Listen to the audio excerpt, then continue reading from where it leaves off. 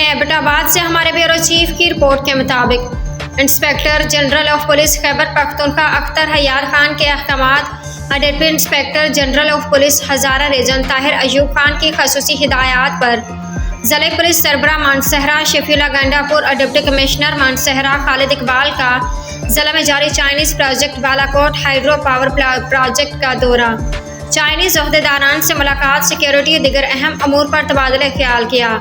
تفصیلات کے مطابق ڈی پی او مانسہرہ اور ڈپٹی کمشنر مانسہرہ خالد اقبال نے گھنول کے مقام پر چائنیز کیمپ کا دورہ کیا۔ اس موقع پر ایس پی اسپیشل برانچ خیبر خان، ایس پی بالاکوٹ ریشم Jahangir, D S P S S you اور دیگر عہدیداران ان کے ہمراہ موجود تھے۔ دورے کے موقع پر چائنیز عہدیداران سے ملاقات کی۔ ملاقات کے دوران چائنیز عہدیداران نے پولیس آفیشلز کو پروجیکٹس کے حوالے سے سیکیورٹی صورتحال اور دیگر اہم امور کے حوالے سے بریفنگ دی۔